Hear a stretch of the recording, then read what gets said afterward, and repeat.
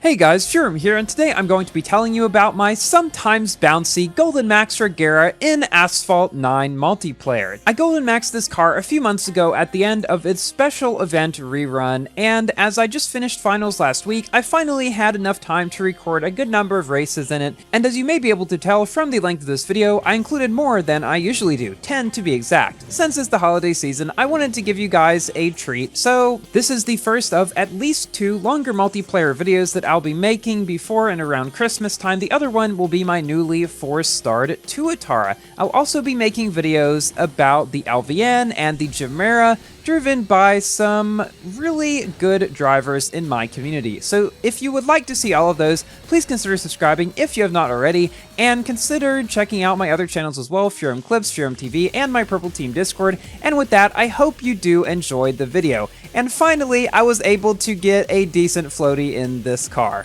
I've been practicing them a lot more recently in preparation for my punch drifting and floaty drifting how to go fast video, or addition to my how to go fast video, I should say. I might include a couple of other additions as well, but just to make it clear, I'm not going to be completely remaking that video, just making this addition to it because, well, pretty much everything in that video is still accurate. There is just a few more things that people have discovered since then. In this first race on New York, we are facing an Infinity and a Speedtail. It was very close up to the last second. Unfortunately, the Infinity wrecks around the corner and we're able to come in first, but not before a race that I thoroughly enjoyed.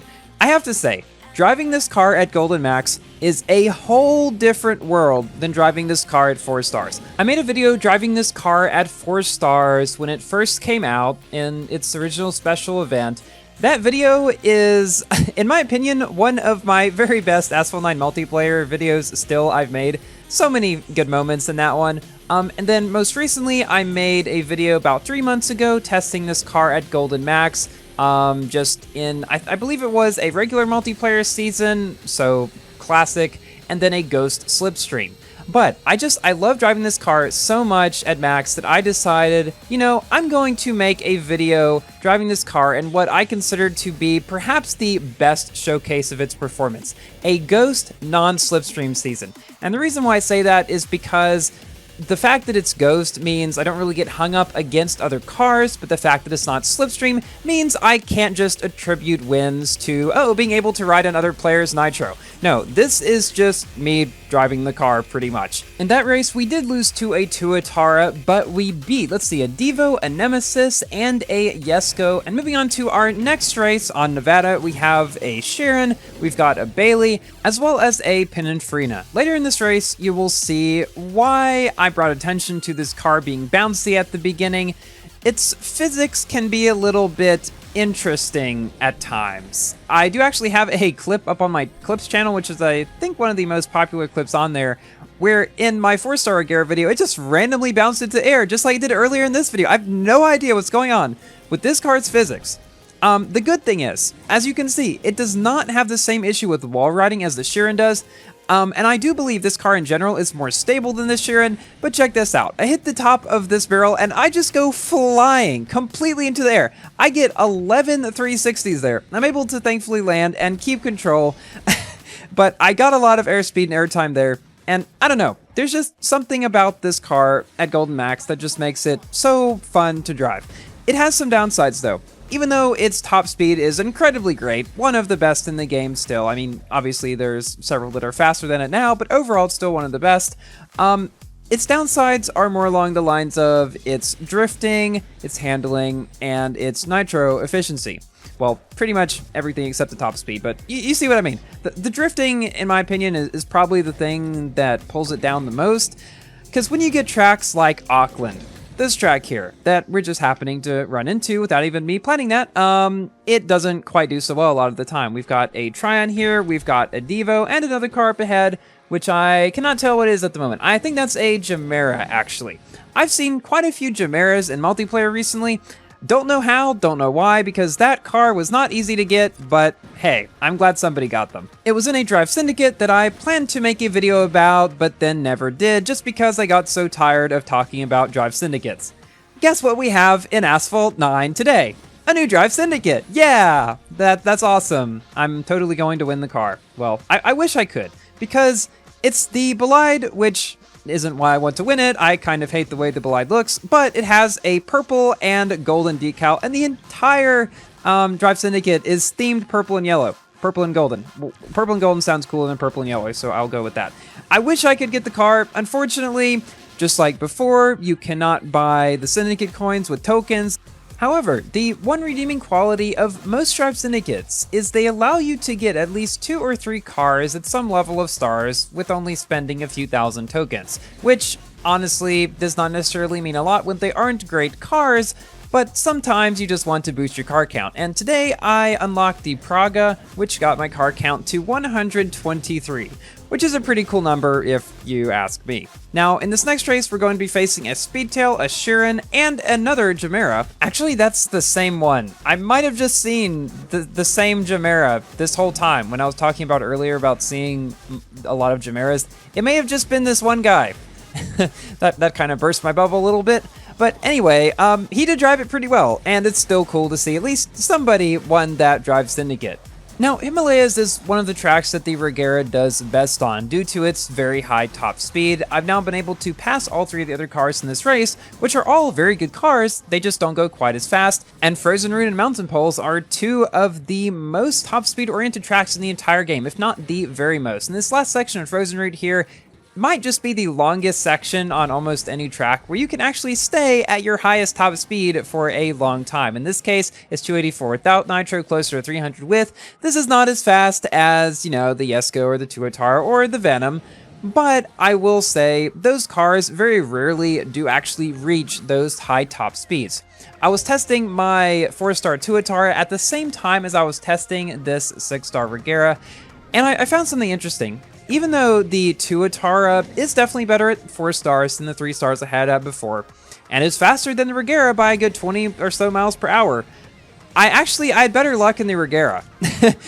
For some reason, the Tuatara just did not seem quite as reliable to me as my Regera. Yes, it is lower stars, but I was thinking maybe since it's faster by a good margin, I'll do a lot better in it. That didn't end up being the case. I feel like once you get above like 280 or so miles per hour, the extra amount of speed that you get really doesn't come out to play on a lot of tracks. Some tracks like Frozen Route, of course it does. Those were the kinds of tracks where I would handily beat most people in my Tuatara. But on tracks like Osaka here, 280 versus 300 isn't going to be really a whole lot big of a difference when you're going around corners for half the race. I've just barely managed to reach 290 for 1 second in this race, I feel like. We were able to pass the Speedtail, though. Able to come in first.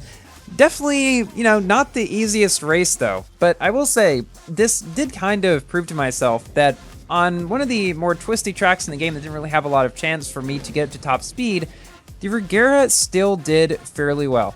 I remember a season a while back, I don't remember which one, but it was Regera versus Huracan. And I was like, okay, Regera is obviously going to win this all the time. It didn't. There were several tracks where the Huracan beat the Regera a lot of the time, and I remember thinking, why is this the case?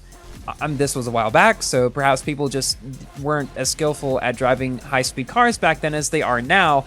But it's just that on some tracks, there's so much of a, advantage for certain types of cars over others.